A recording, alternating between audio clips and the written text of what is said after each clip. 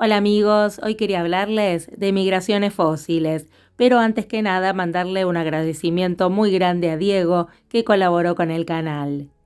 La Gran Migración de Ñus es uno de los eventos más fenomenales de la naturaleza. En esta espectacular migración anual, más de 1 millón de ñus y miles de otros animales migran entre Kenia y Tanzania.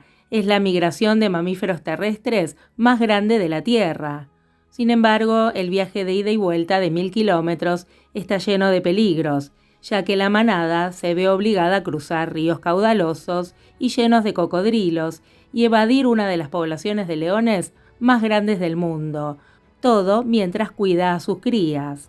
Enfrentados a depredadores, enfermedades, hambre, sed y agotamiento, varios cientos de miles de miembros de la horda no completan la migración.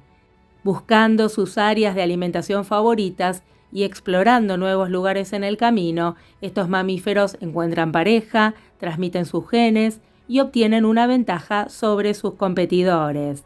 Estos beneficios superan los riesgos mortales. Pero sin importar el motivo de la migración, sea ñus o aves que vuelan entre los polos o ballenas que nadan miles de kilómetros, en el fondo este comportamiento tiene que ver con la supervivencia. Mientras buscaban fósiles en el sur de Wyoming en 1970, un equipo del Museo Field de Chicago hizo un descubrimiento sorprendente.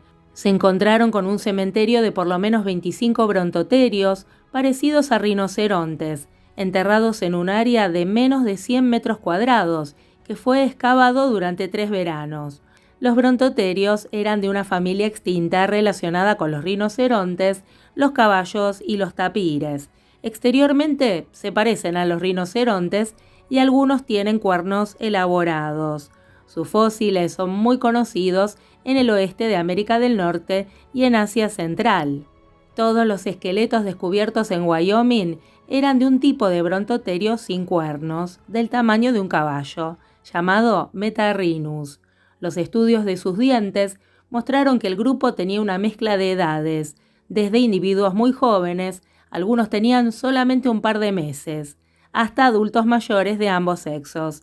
Este grupo probablemente era una pequeña fracción de lo que alguna vez fue una gran manada.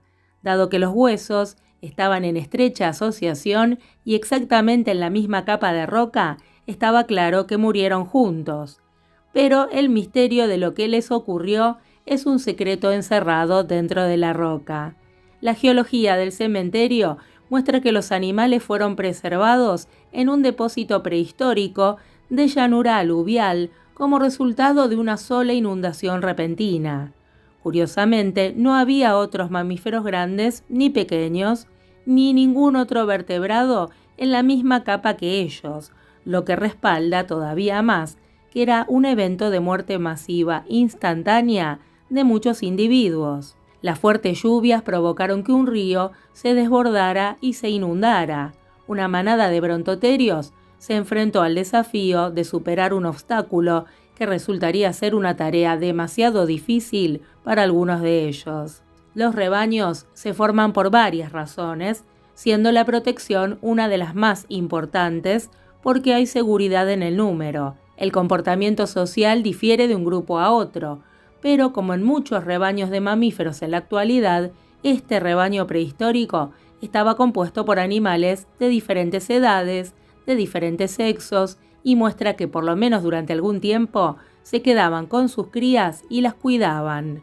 Este descubrimiento es una de las pruebas más convincentes de que las manadas de mamíferos prehistóricos eran muy sociables, y esto ha continuado a lo largo de los siglos y es una parte importante y fundamental del comportamiento de pastoreo hasta el día de hoy. Uno de los fósiles más reconocibles al instante son los trilobites, un grupo enormemente diverso y cautivador de artrópodos marinos extintos que se han encontrado en todos los continentes. Se encuentran entre algunos de los primeros artrópodos que evolucionaron, pero fueron aniquilados durante la extinción masiva más violenta de la Tierra, al final del Pérmico. Incluso antes de que aparecieran los dinosaurios, los trilobites ya eran fósiles bajo sus pies. Hasta el momento se han reconocido más de 20.000 especies, pero aunque hay una gran cantidad de fósiles y una gran investigación sobre ellos, hay poca evidencia directa de su comportamiento. Esta es la razón por la cual el descubrimiento de trilobites en cola es tan intrigante, representando la evidencia más antigua conocida de ciegos guiando a ciegos, aunque en el sentido literal, múltiples grupos de un trilobite sin ojos y con 3 espinas fueron recolectados en rocas de 480 millones de años, en el sureste de Marruecos. También se han encontrado colas de edades similares formadas por la misma especie en el sur de Francia. El número de ampics conservados en estas filas varía de 3 a 22 individuos y todos están en la misma dirección, generalmente alineados uno por uno, de la cabeza a la cola, a menudo con sus cuerpos o espinas en contacto o superponiéndose entre sí. Estos detalles sugieren que los trilobites en marcha se conservaron en las posiciones originales en las que murieron, lo que indica que los grupos fueron enterrados rápidamente, probablemente durante una tormenta, ya fuera cuando estaban vivos o inmediatamente después de la muerte. Este fenómeno no está restringido a una sola especie. Se han informado colas para otros trilobites, incluidos especímenes de Marruecos, pero también de Polonia, Portugal y otros lugares. Se recolectaron 78 colas de trilobites en rocas devónicas de 365 millones de años, en las montañas de la Santa Cruz, en el centro de Polonia. Cada una de ellas tenía hasta 19 individuos alineados y articulados. Varios artrópodos actuales, cuando migran, también forman filas. El mejor ejemplo es la langosta espinosa, que migra masivamente en fila india. Probablemente esto se desencadena por tormentas estacionales o para viajar a lugares de reproducción. Se enlazan a través del contacto entre el abanico de la cola de un individuo y las antenas del siguiente, y estas langostas forman largas cadenas y migran grandes distancias. A menudo viajan de día y de noche durante varios días. Moverse en estas cadenas disminuye la resistencia hidrodinámica, ahorra energía y reduce la probabilidad de depredación. Hace más de 500 millones de años, los animales desarrollaron los primeros cerebros y órganos sensoriales. Aprovechando estos atributos, estos artrópodos fueron los primeros animales en desarrollar una forma compleja de comportamiento colectivo y reuniones migratorias coordinadas. Esto mejoró sus posibilidades de sobrevivir y de reproducirse en un mundo en rápida evolución. Las polillas y las mariposas se encuentran entre los insectos más bellos y reconocibles al instante. Juntos forman el gran orden de los lepidópteros, que incluye la gran cantidad de 180.000 especies vivas, aunque cada año se encuentran nuevas especies. Las estimaciones sugieren que podría haber hasta 500.000 de lepidópteros. En cuanto a los restos fósiles de estos insectos, es otra historia. Son particularmente raros. Solamente se han descrito unos pocos cientos de especies prehistóricas. Los fósiles más antiguos son del Triásico superior y tienen 205 millones de años. Realmente llama la atención que haya tan pocos, dado el tiempo en que han vivido.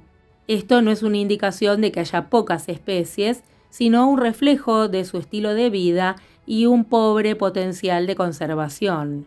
Las especies vivas pueden formar grupos enormes o enjambres de miles o millones y migran estacionalmente en busca de condiciones climáticas favorables, más alimento, lugares de reproducción y mucho más. En Dinamarca hay unas rocas llamadas Formación Fur que tienen 55 millones de años. Son del Eoceno, aproximadamente 10 millones de años después de que se extinguieran los grandes dinosaurios. En esta formación se encontraron 1.700 polillas individuales. Este gran grupo incluía individuos completos, cuerpos sin alas y alas aisladas de por lo menos 7 especies diferentes. La gran mayoría era de una especie que tenía una longitud de apenas 14 milímetros y fueron identificados como miembros de un grupo de lepidópteros que están vivos hoy en día, los Heteroneura.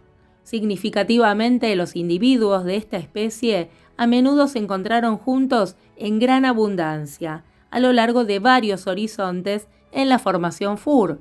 Lo emocionante es que estas rocas, ricas en polillas, se acumularon originariamente sobre un área de alta mar del antiguo Mar del Norte. Varias mariposas y polillas migran hoy en día a través del Mar del Norte, y es más probable que lo hagan cuando el viento está tranquilo y la temperatura es alta.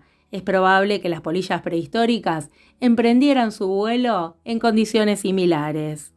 Bueno amigos, espero que les haya gustado lo que les conté hoy sobre migraciones prehistóricas. Y si les gustó, los espero de vuelta otro día. Se me cuidan un montón.